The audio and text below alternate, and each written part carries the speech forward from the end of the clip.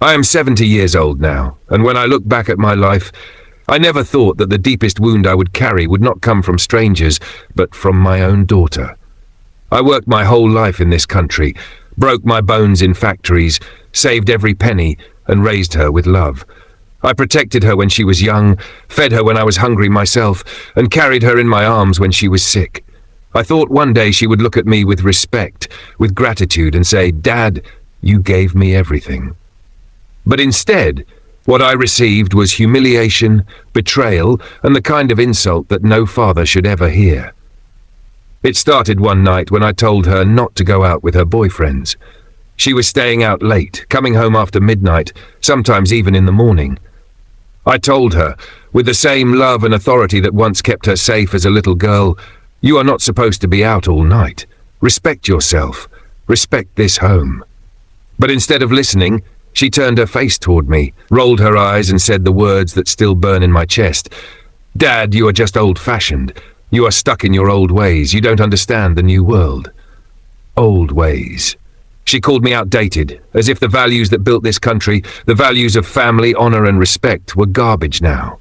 She didn't just disagree with me. She humiliated me. She insulted me in my own house, the house built with my blood, with my labor, with my sacrifices. I stood there, frozen, my heart sinking.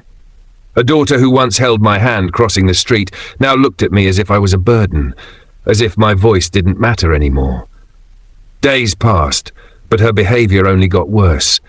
She continued going out with boys, ignoring me, avoiding my eyes, shutting her bedroom door like I was nothing. The walls of my house became strangers to me. I could hear her laughing on the phone, whispering, making plans, while I sat alone in the living room with my thoughts. I kept remembering my wife, her mother, who was no longer alive to see this disgrace. Maybe it was better she was gone, because her heart would have broken into pieces if she had seen her daughter spit on her father's honor like this. And then the day came that crushed me completely. My daughter became pregnant. No marriage, no husband, no respect, just a belly growing with the weight of her careless choices. She didn't even try to hide it. She looked at me with defiance, as if daring me to say something. Do you know what it feels like, at 70 years old, to see your own blood forget every teaching, every sacrifice, every ounce of discipline you gave? I felt like a tree chopped at the roots, left standing only because the wind hadn't blown me down yet. The neighbors started whispering. People in town who used to greet me with respect began to look at me with pity, with judgment in their eyes. I could feel their words even when their mouths were closed. That old man couldn't control his daughter. Look at her now, pregnant without a husband. The shame fell on me, not on her. That's how society works. The sins of the children fall heavy on the shoulders of the parents.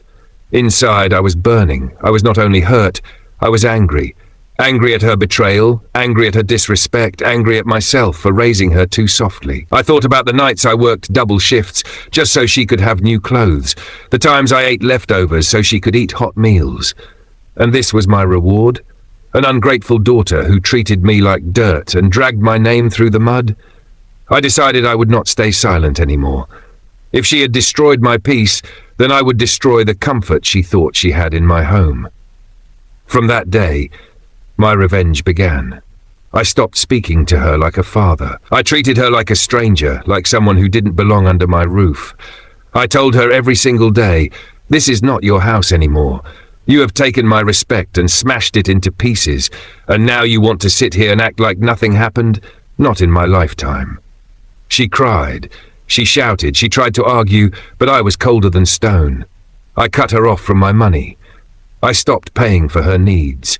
I told her if she wanted to act like a grown woman, then she should survive like one. I wanted her to feel the weight of the world without the shield of her father. My nights became long and dark, but I didn't let the pain weaken me. Every time I looked at her, I remembered the insult, old-fashioned. I repeated it in my head like poison, and it gave me strength to harden my heart.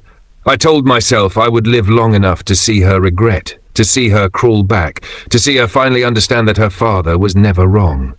Because I am not just an old man. I am 70 years of blood, sweat, and dignity. And if my daughter thinks she can spit on that, then she will learn the hard way that fathers may forgive. but they never forget. The first weeks after I cut her off were the hardest I have ever seen anyone act. She behaved like a storm, loud and wild, smashing plates of memories against the walls we had built together. She screamed until her voice broke, calling me cruel, a monster, a man without a heart. I listened while my face remained calm. Inside, my chest was a furnace, but I kept my hands steady. Anger kept me standing. I would not let pity trick me into forgiveness just because she cried at midnight and knocked on my door. When she was a child, I used to run to her with a bandage and a story. Now she ran to everyone else for comfort. Friends who offered cigarettes and false promises, boys who smiled like knives. One of them, the one who had fathered the child, moved in and out of our lives like a shadow. At first, he was careful, with a smile that seemed sincere. Then his true colors came when he learned I had stopped giving her money. He stopped answering my calls. He stopped coming over. His name was Milo. I watched him from afar, the way a man watches an unwanted revision of the past, and I felt nothing but contempt. People talk about love like it is soft and clean. What I saw was a series of small betrayals tied together, broken appointments, late-night lies, promises that crumbled under every excuse. Milo taught my daughter how to believe in those false comforts. He taught her that a life could be built on quick pleasures and borrowed money. He taught her to say cruel things to the man who gave her everything. When she told me her belly was growing, she did not ask me to help. She told me as if daring me to react, as if daring me to be the old man she had mocked. I began to plan. Revenge for me was not about violence. I am 70. My bones are not the steel they used to be. My revenge had to be smarter than that. I wanted to strip her of the comforts she took for granted. I wanted to make sure that when the child was born, she would feel the absence of a father's support like winter. I wanted her to learn, painfully, the price of throwing away respect. The first thing I did was the paperwork. All my accounts, the little savings I had stashed away for retirement, I put them under strict control. I closed the credit cards she used. I changed the passwords to accounts she thought she could access like a right. When she threatened to leave, to go live with Milo, I did nothing. Let her go, I thought. Let her see how far those choices take her. At night I walked the empty rooms and remembered the small things. The first time she called me Daddy with a lisp. The sound of her laughter when we made pancakes on a Sunday morning. The way she painted pictures with wild colors and glued them to the refrigerator. Those were the things I protected. But protection was not the same as surrender. My protection included rules and boundaries. When those were walked over, they meant nothing. My neighbors watched. Some of them stared openly when she passed with her head down. The world had a way of pressing shame into bones, and she learned that the hard way. One afternoon, she came into my house and tried to grab her things. Her face was smaller than I remembered, drawn and tired. She whispered about needing diapers, needing money for a doctor. I gave her none. I told her I would not be part of the chaos. She cried and left with her arms full of the same blankets she had once tucked into the crib of her childhood. She took them and walked out the front gate like someone carrying a funeral shroud and a secret. When the baby came, it was in the middle of winter. Snow had put a quiet white over the town, and the cold felt like the judgment of the sky. I learned of it because of a neighbor who always looked out for trouble. Hortenrenil. He tapped on my window and said in a low voice that she had had the child and now was staying at a shelter. I did not move at first. I felt nothing for an hour, then something like recognition pushed through, a dull, steady ache. I thought of the child, helpless and new, and I could not find the same old tenderness I had for my daughter. She had chosen a path that led her to that hospital bed alone. I had chosen to let her understand the consequences. Milo had disappeared by then. He had been a shadow that left when the lights came on. My daughter wrote me one letter, messy and raw, asking for help and forgiveness. She said she had made a mistake, that she was sorry, that the child needed a father and a home. The paper was stained with tears. I held it, smelled the coffee she had spilled on it, and folded it carefully before putting it in a drawer. Forgiveness is not given on the first request when the wound is deep. It is earned with time and with humility. She had not yet shown me either. Months passed, and I observed from my porch the slow fall of her life. The shelter did its small work of temporary care, but a shelter is not the same as a family. It is a place where people try to gather the pieces before deciding what to do next. She worked odd jobs, cleaned houses, wrapped sandwiches in a deli. Her hands, the same hands that had been brushed by silk and warm soap, now smelled of bleach and the cheap coffee she could afford. She learned to sleep sitting up so she would not risk missing a bus. She learned the arithmetic of poverty, where every dollar disappears like a raindrop on hot pavement. When she came to me after a while, thinner and quieter, the first thing she asked was for a place to stay. She promised to change, to keep the baby, to be a better person. There was sorrow in her voice, a kind of fear that softened her words. I let her in, not out of mercy, but because something in me recognized the child she had become and the child she once was at the same time. I wanted to watch her not as a judge but as a father who had not yet finished teaching his last lesson. Her return did not mean trust was rebuilt. I kept the rules. She had to prove herself. She could not have any man sleep in the house. She could not take my money. She had to work, to save, to show me she could keep her promises. I was not a tyrant. I was a test. For weeks she obeyed. She went to her job, came home, sat with the baby under a thin blanket, and said little. If she looked at me, there was an apology written behind her eyes. Yet sometimes old habits crack through the new shell. I watched the way she answered her phone, how she flinched at the sound of a laugh, how she avoided certain streets. Then Milo came back, like a spectre who thought he could walk away scot-free. He appeared one evening at the diner where she worked, leaning on the counter like a man who had owned a place and now wanted it back. He had the same smile that once had fooled me in the beginning. He said words of regret, soft and oily, about how he had been a coward, about how he wanted to help now. My daughter hesitated. Hope is a powerful drug, and she inhaled it like a starving person at a feast. I watched when she let him in again. The first night he stayed in a cheap motel room, not in our house. I ignored it. Then came the nights he returned more often, and the promises came back thick as smoke. One night, I found them together on the porch, her head on his shoulder, both of them looking like they belonged to a life I had once thought impossible to break. The baby slept inside, unaware of the small betrayals happening in the dark. I could have exploded. I could have shouted, grabbed him by the collar, bundled them both out into the street. But I had learned that rage could be the enemy of victory. Instead, I chose silence. Cold, deliberate silence. I made a plan more cutting than any blow. I wrote a letter to the landlord. I gathered evidence, phone records, receipts, the testimony of the woman at the diner who had seen Milo sneaking around. I showed up at the landlord's office like a man with a file and a purpose. The landlord listened, brow furrowed. Rules mattered to him. Tenants could not have unknown guests stay without permission. The proof was small, but enough when shaped right. The landlord warned my daughter. She pleaded, swore promises, and cried. When those failed, eviction papers followed. Milo vanished again that day, because men like him run when consequences arrive. My daughter stood in the doorway of our house with her baby and the last of her belongings and looked at me with a mixture of rage and humiliation. This was the moment I had wanted. Not to see her broken, but to see her face the results of choices she had made. People think revenge is about satisfaction. It is not simple like that. The satisfaction is brief. What comes after is a quiet place where you see what you have done and who you have become. For me, that quiet was heavy. When my daughter slept in the small room at the shelter, then in a studio apartment down by the river, I felt the ache of it in my bones. I had taken steps that made her life harder, but she had also made choices that led her there. The line between justice and cruelty is thin, and I walked it with both feet. After the eviction, she did not come back to me begging the way she had once imagined. She came back with a grim determination to survive. She found a job that paid a little more. She found a mother's circle that helped with childcare. Milo was nowhere in the picture. The baby grew, first teeth, then first steps.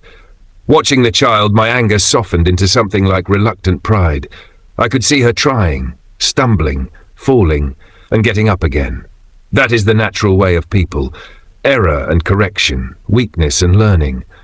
But I did not apologize. There was no sudden mercy. The process had to be slow so the lesson would stay. Years move strangely when a life is mending. Little by little, I let her earn back what she had lost, but not without conditions. She had to save, to learn how to budget, to attend counseling that taught her how to make healthier choices. She had to let me know where she was going, who she was seeing. These were rules, but they were also a scaffolding. She obeyed them with the seriousness of someone reconstructing a house from rubble. In those years, I watched a different version of my daughter grow. She learned to say no to quick fixes. She learned to face the nights alone and not run to the arms of someone who smelled like trouble. The baby turned into a toddler, then a small boy, then a lanky kid with my nose and her mother's stubborn mouth. Watching him made me feel bitter and tender at the same time. He had a right to a father, and fate had taken that right away. Yet he had a chance at a life built by people who loved him honestly. There were times I wondered if my methods were too cold, if the laws of punishment I had imposed were crueler than necessary. A man at my church sat with me one Sunday and told me that forgiveness can be a stronger thing than revenge. He spoke about grace and the way it slips into the smallest cracks and heals a home. I listened politely. Inside, 100 old hurts argued with this new voice. Forgiveness felt like defeat to an old pride that had been honed for survival. Yet sometimes, when I watched my daughter laugh with her boy in the park, a corner of my heart loosened. Forgiveness came in small, reluctant pieces. It arrived when she told me, over a plate of hot soup, how she had been foolish and how the world had not been kind. It arrived when she stood for hours outside the clinic while the baby had a fever and she had nowhere else to go. It arrived when she cried in my arms after a fight I could not prevent, and we both were too tired to hold on to our anger. Revenge had been a teacher, but it could not be the only one. The years after were not perfect. Life never gives you a clean slate. There were relapses, mistakes, nights of worry. There were also small triumphs. A diploma for a training course, a new job, the day her son scored in a little league game and ran up to us both breathless with joy. These moments were simple, and they cut through my cynicism like light through a fog. Now, with decades between that first night when she called me old-fashioned and this grey morning where I sit with my hands wrapped in the warmth of a thin sweater, I can say that I do not regret everything. I would not change the lesson I taught, though I would teach it with more compassion if I could go back. A father's duty is not to crush his child, but to guide them with a firmness that loves. My revenge was a harsh teacher, but it forced change that gentled into responsibility. At 70, I walk slower. My hair is white, my back curved, my patience sometimes thin as paper. But I carry with me the proof that even in the late chapters, people can alter their paths.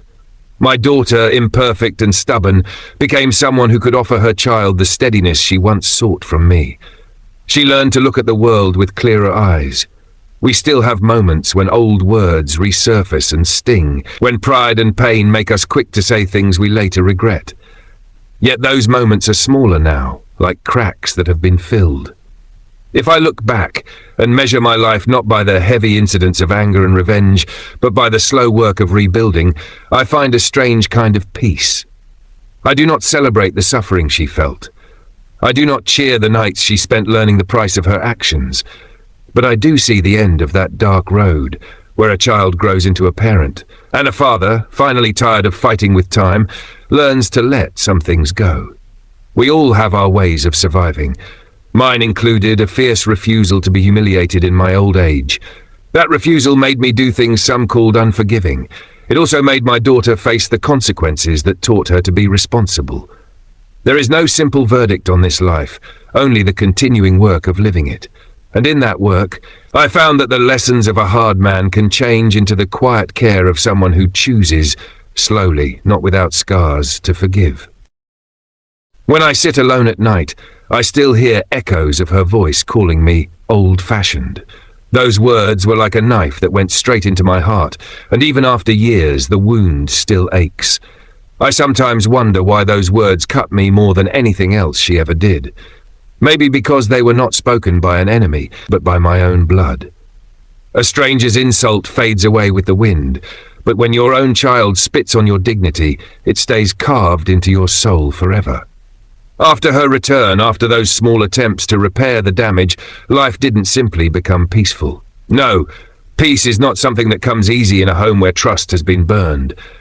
She tried to follow my rules, yes, but she always carried that arrogance somewhere deep in her, and I always carried my suspicion like a shield.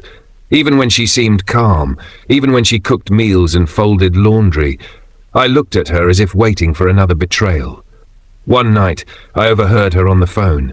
Her voice was low, but my ears have always been sharp. She was talking to someone about second chances and not telling Dad. My blood boiled. My first thought was Milo again, crawling back into her life like a snake. I went straight into her room and demanded the truth. She froze, then tried to hide the phone behind her back. That moment, all the years of struggle, all the insults, all the humiliation came rushing back. I snatched the phone from her hands and saw his name on the screen. Milo. That coward, that parasite, that destroyer of her dignity, had returned like a disease. And she, despite everything she had suffered because of him, was ready to welcome him again. My vision went red. My hands shook. I looked at her and said, "If you let him in again, if you even breathe his name in this house, I will disown you forever. You and that child will be dead to me." She cried, she screamed, she told me I was cruel. But I didn't care. My revenge, my pride, my dignity, they were stronger than her tears. I was not going to let her drag my family name into the gutter again. She slammed the door and locked herself in, while I sat in the kitchen gripping the phone, Une shaking with anger. I could not sleep that night. My mind was full of memories. Memories of the little girl I once carried on my shoulders. Memories of her first day of school when she looked at me with shining eyes. Memories of her mother's last words to me before she died. "Take care of her. Don't let her lose her way."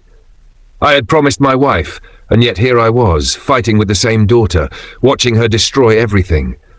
Was I failing? Or was this the only way to keep her from sinking further? The next morning, she packed a bag. She told me she was leaving, that she was tired of living under my rules. She said she would rather live in pain with Milo than live in peace with me. Those words crushed me more than I can explain. My whole life had been about protecting her, about raising her, about sacrificing everything for her. And now she was choosing a worthless man over her father. I let her go. My hands did not stop her. My tongue did not beg her.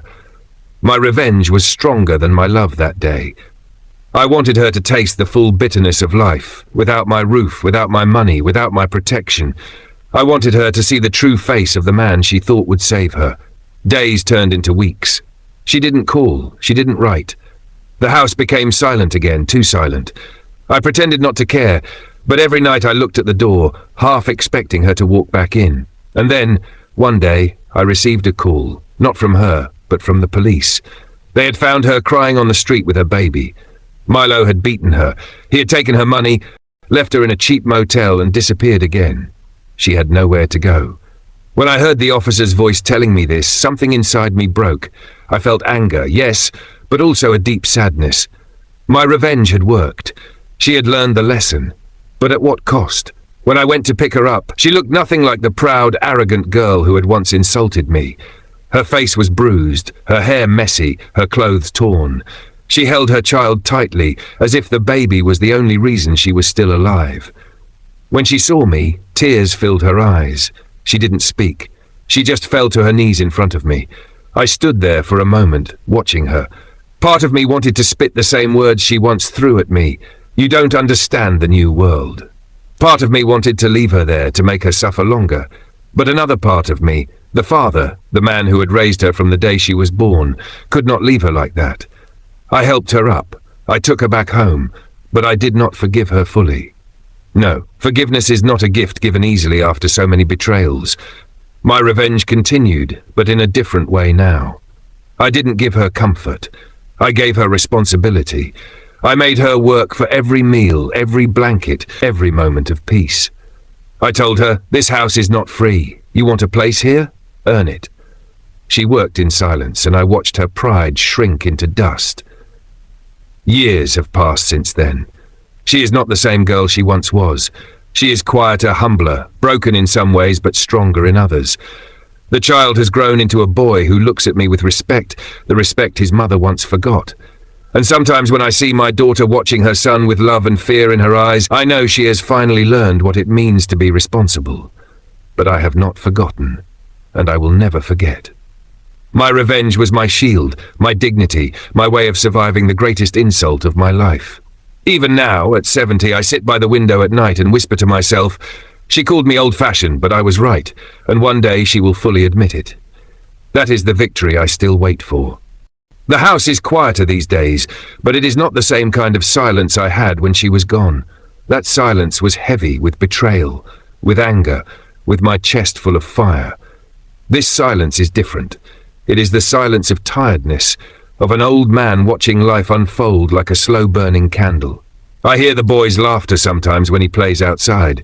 I hear her footsteps moving carefully through the rooms. She does not slam doors anymore. She does not roll her eyes or mock my ways. She knows now that every action has a price, and every insult has a shadow that follows for years. But still, the wound is there. She can cook for me. She can wash my clothes. She can sit with me in the evenings and talk softly about the weather or the price of groceries, yet that one word, old-fashioned, still sits in my bones like a thorn. My pride will not let me forget it. My dignity will not let me forgive it fully. I tell myself that revenge is not always about destroying the other person. Sometimes revenge is simply never letting them forget that they hurt you. And that is what I do. Even when I don't speak it out loud, my eyes remind her. My silence reminds her. My presence reminds her. There was one night, not too long ago, when she tried to apologize again. She stood in the kitchen while I was sipping my black coffee. Her hands were trembling. She said, "Dad, I was wrong. I was young and stupid. I didn't know what I was saying.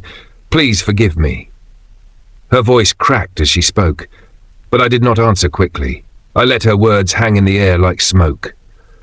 I wanted her to feel the weight of silence, the way I had felt the weight of her insult years ago. After a long pause, I said only one thing. Some mistakes cannot be erased, they can only be carried. And then I walked away. That night I lay awake thinking about whether I was too cruel. But the truth is, cruelty sometimes is the only medicine. She would never have learned if I had simply smiled and hugged her. She would never have grown into a woman capable of responsibility if I had handed her forgiveness like a gift. No, she had to bleed for it. She had to crawl for it. She had to face the fire of her own choices. That was my revenge, and that was my justice. The boy, her son, has become the one small piece of light in this story. He runs to me, calling me Grandpa, with eyes full of innocence. Sometimes when he hugs me, I feel something soften inside me, something that my daughter cannot reach anymore. He does not know the wars between me and his mother. He does not know the nights of shouting, the tears, the insults, the betrayals. He only knows that I am the old man who gives him candy, who teaches him how to throw a ball, who tells him stories about the world when it was different. Maybe he will be the one who restores what she destroyed. But I never forget. When I walk down the street, some neighbors still look at me with those old eyes of judgment, remembering the time when my daughter was pregnant without a husband. They may have forgiven, but I have not. They may have moved on, but my blood still remembers the shame. I lift my chin high when I pass them. I show them that even in disgrace, I did not bend. Even in betrayal, I did not fall. That is my revenge too, never letting anyone see me weak, never letting anyone see me broken. Now that I am 70, people often ask me what I regret. I tell them I regret nothing except being too soft when she was young. I should have been stricter. I should have built stronger walls around her. I gave her freedom, and she used it to spit in my face. That is my one mistake as a father. Everything else, the anger, the revenge, the cold silence, I do not regret. Those were the things that saved me from being completely destroyed. I sometimes sit in my old chair by the window and imagine my wife beside me. I imagine what she would say if she saw how our daughter turned out. I think she would cry. I think she would blame me. And maybe she would be right. But I also think she would understand why I had to harden my heart. She knew me better than anyone, and she knew that once my pride was broken, I could never go back to being the same man. Even now, when I close my eyes, I can still see that night, her standing in front of me, shouting, calling me old-fashioned. That moment replayed 1,000 times inside my head. That moment shaped the years that followed, and I know I will carry it to my grave. But here is the truth, the sharpest truth of all. Revenge kept me alive. If I had simply swallowed the insult and forgiven her, I would have died inside. My soul would have withered like an old leaf, but by holding on to my anger, by turning it into revenge, I gave myself strength. It gave me fire to keep living, to keep fighting, to keep reminding her that respect is not a gift, it is a debt. And she owed me that debt. Now, as I near the final chapters of my life, I do not fear death. I fear only one thing, that she may forget the lesson after I am gone. So every day, in my silence, in my rules, in my coldness, I remind her, not with shouting, not with violence, but with the heavy weight of my presence. I remind her that a father may grow old, but he is never powerless. He may walk with a cane, but his words can still cut deeper than a knife. And when the day comes that she stands at my grave, I want her to remember not just the love I gave, but the fire I carried. I want her to whisper through her tears, "Dad, you were right. You were always right." That will be my final revenge.